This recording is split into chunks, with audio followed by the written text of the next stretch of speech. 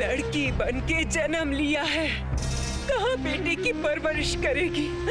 वो पढ़ लिख के कोई पंडित नहीं बनेगी।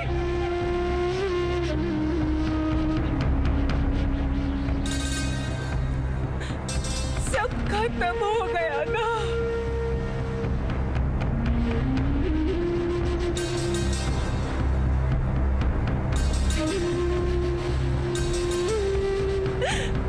इसके बाद भी बहू को होश आ गया क्या? या फिर से कोई अनर्थ लेकर आ गए? हे जनार्दन,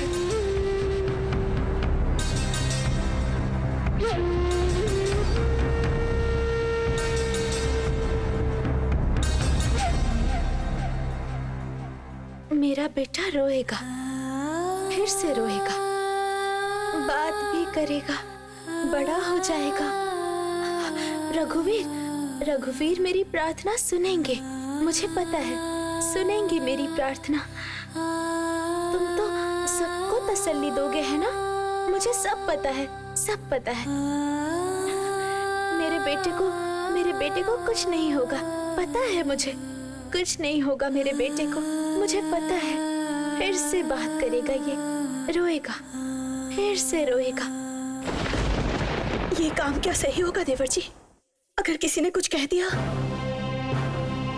अगर कोई कुछ कहता है तो आप सीधा बताइए। मैं जबरदस्ती रानी के पास गया था, मैंने आपकी बात नहीं सुनी, लेकिन अब खुद पर दोष मत लीजिएगा।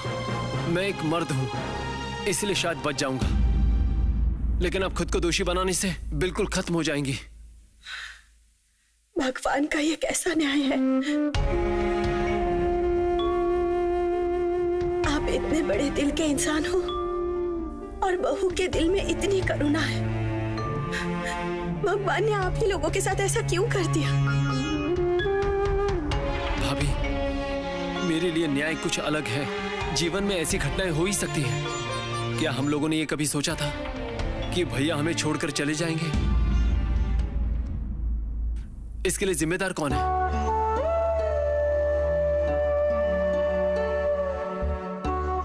ये जो रानी का पुत्र संतान जीवित नहीं रहा, इसके लिए कोई जिम्मेदार नहीं है।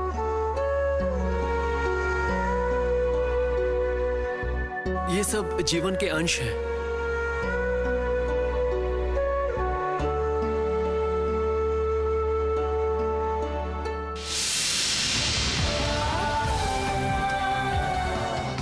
कौन थी वो?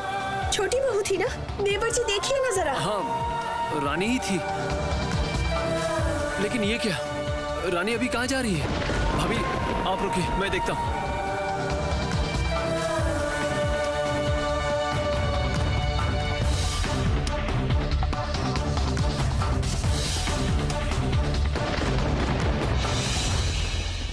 जय जनार्दन, जय जनार्दन।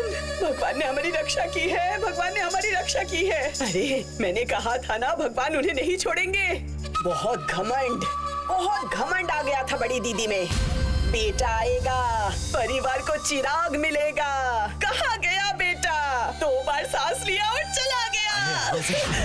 क्या कर रही हैं आप? इतनी खुशी मत दिखाइए, चेहरा थोड़ा दुखी बना के रखिए और अंदर ही अंदर मजे देखिए। देख, बुरा मत मानना अभय, मैं अपनी खुशी छुपा नहीं पा रही हूँ। तुझे नहीं पता, तू कुछ भी नहीं जानता। बहुत घमंड बढ़ गया था, बहुत घमंड बढ़ गया था उनका। इतना कि घमंड के मारे हवा में उड़ रही थी और अब घुटने टूट चुके हैं। ये तो क्या हुआ? देख के आए ना वहाँ पे, हाथ पैर पटक के रो रही होगी ना। अभय, तुम्हारी माँ से कहो चुप रहे। घर पे सब लोग शोक मना रहे हैं और ये हंस रही है। और वहां सुना है चाचा जी की हालत भी कुछ ठीक नहीं। वाह वाह वाह वाह वाह वाह, कैसी लक्ष्मी जैसी बहू है रे। एक ही बार में सबको खा जाएगी। भाग्यवान, चुप रहो। क्यों चुप रहूं? मैं क्या भूल गई हूँ हाँ, कि छोटी बहू ने मेरे अभय पर हाथ उठाया था।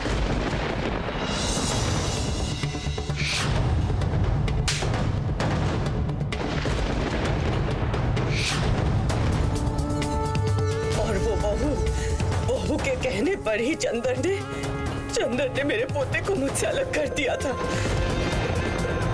उस दिन तो मैं कुछ भी नहीं कर पाई, सिर्फ ईश्वर से मैंने प्रार्थना की थी जिससे उन्हें उचित सजा मिल सके। और आज उन्हें हाथों हाथ परिणाम मिल चुका है, हाथों हाथ। यमा, काम की बात करते हैं। पिताजी, आप अभी चाचा जी के साथ बैठ के संपत्ति की पक्की व्यवस्था कर लीजिए, नहीं तो गोरे लोग सारी की सारी संपत्ति हड़प लेंगे।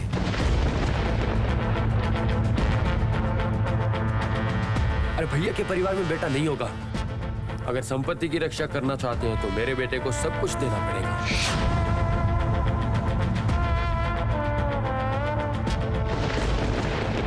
सुना? ये बातें अपनी रीढ़ की हड्डी सीधा करके जेठ जी को बताइए। अब जोर हमारा है। तुम लोग इंसान हो के नहीं? ऐसी परिस्थिति में छी। हम लोग इंसान नहीं है। भले इंसान होकर पिताजी को क्या मिला बता सकते हैं आप? बड़े भैया को नमक खाने वाले कर्मचारी से ज्यादा कोई सम्मान नहीं मिला। ऐसे इंसान होने का क्या फायदा? यही बातें अभय तेरे बाप को मैं समझा नहीं पाई। बुरा मत मानना। दास परिवार की ये संपत्ति, व्यापार, ये सब तैयार करने के पीछे क्या जेठ जी का ही हाथ था? तेरे पिता ने कोई मेहनत नहीं की थी? चल रहने दे ये सब बातें। मैं जाती हूँ, उधर जाके तमाशा देख कर आती हूँ। अरे रुकिए, रोने की एक्टिंग अच्छी करनी है मत भूलना।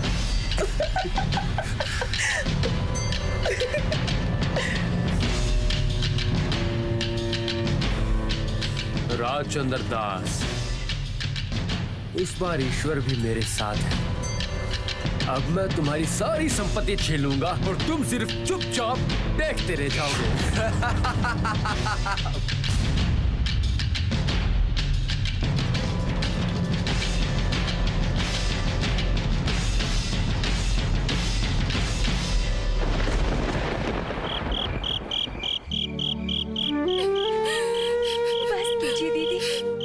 और मत रोइए, अभी शांत हो जाइए।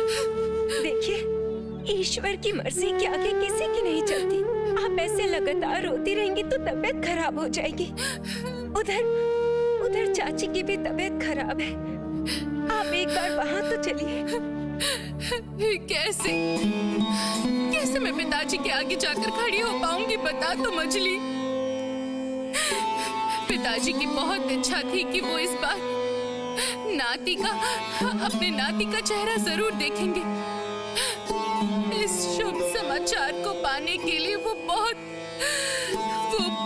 सालों से इसका इंतजार कर रहे थे मछली। आप एक बार छोटी बहू के बारे में सोचिए। देखिए, अगर आप लोग ऐसे रहेंगे तो छोटी बहू का क्या होगा? बच्चे का आना या जाना ये सब छोटी बहू के हाथ में नहीं है। मैं तो बेऔलाद रह गई, तो क्या वो मेरी मर्जी थी? छोटी बहू ने चाहा था कि उसका बेटा रहे। वो तो माँ है।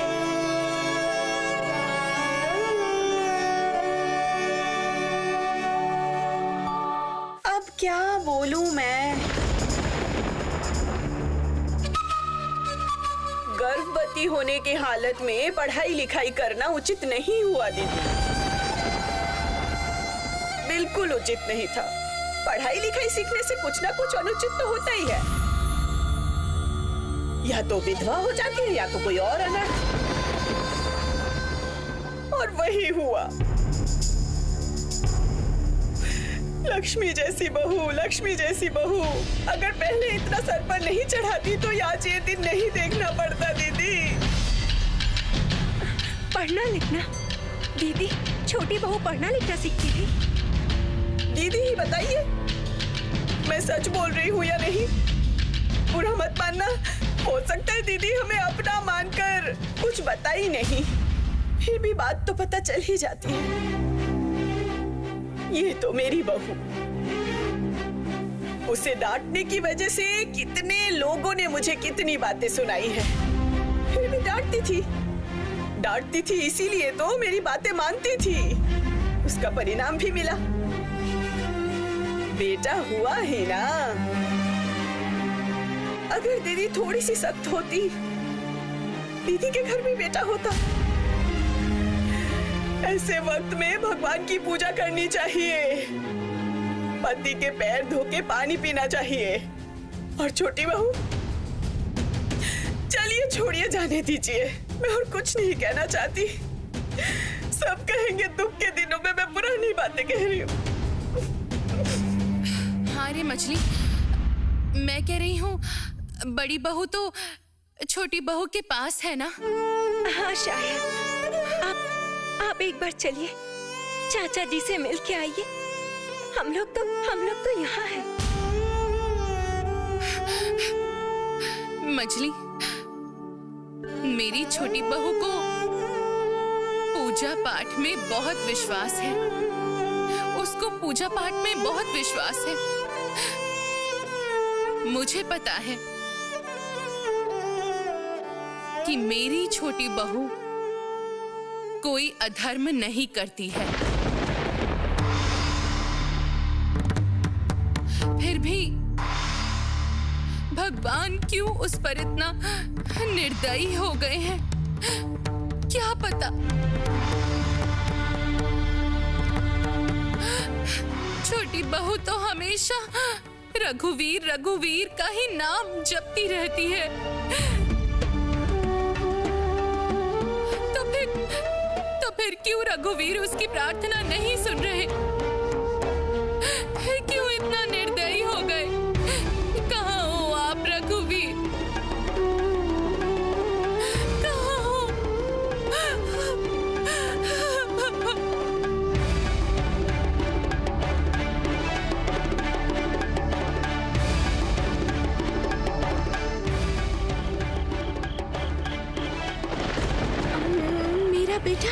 मेरा बेटा मरा नहीं है। मेरा बेटा नहीं मर सकता है।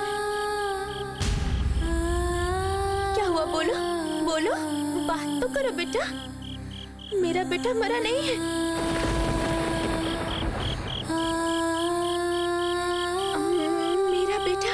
मेरा बेटा मरा नहीं है। मेरा बेटा मरा नहीं है। रघुवीर तो है रघुवीर। मेरा बेटा नहीं मर सकता। मेरा बेटा नहीं। मुझे दो, अपना बेटा मुझे दो।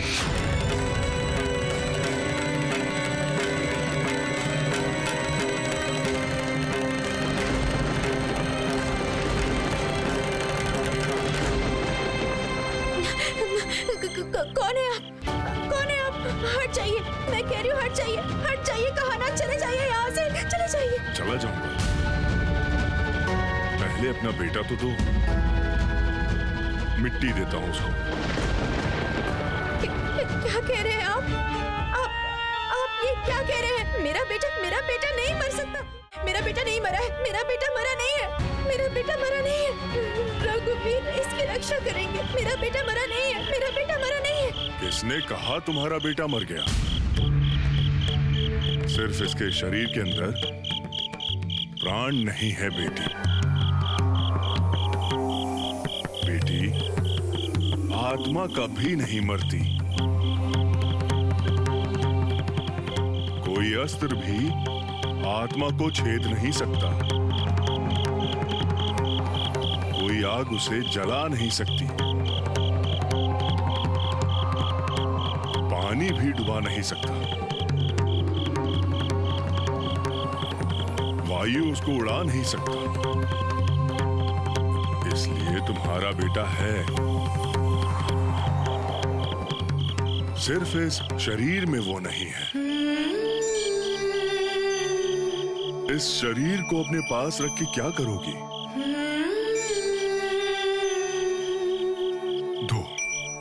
दो बेटी दो, इसे मुझे दो। दो बेटी, उसे दो।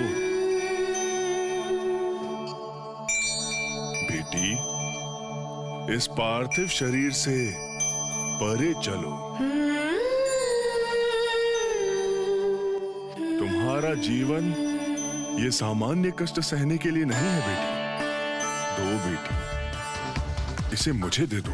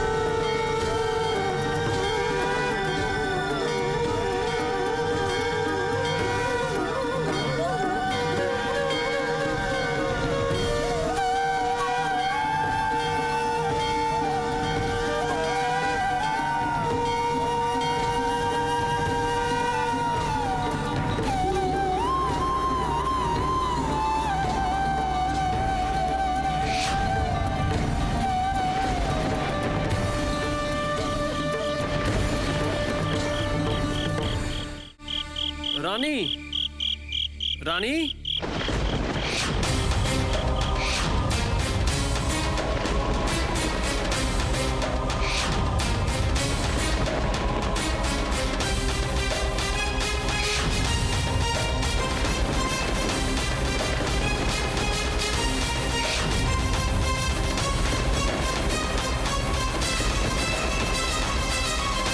रानी, रानी, रानी, ये देखो, मैं हूं।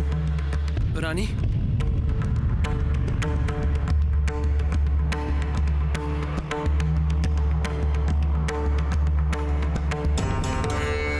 उठो, उठो रानी।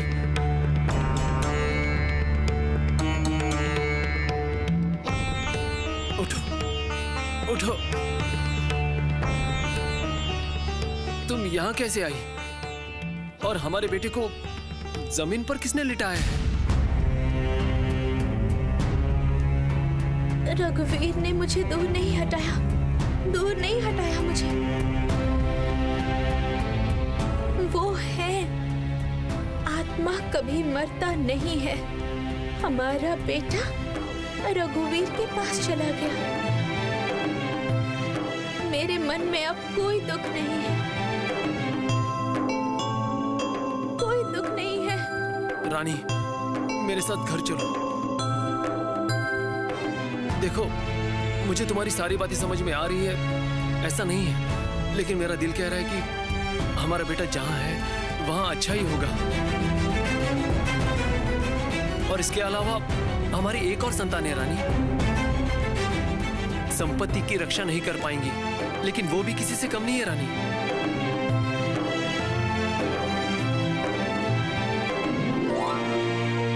किसी की शक्ति कम नहीं है।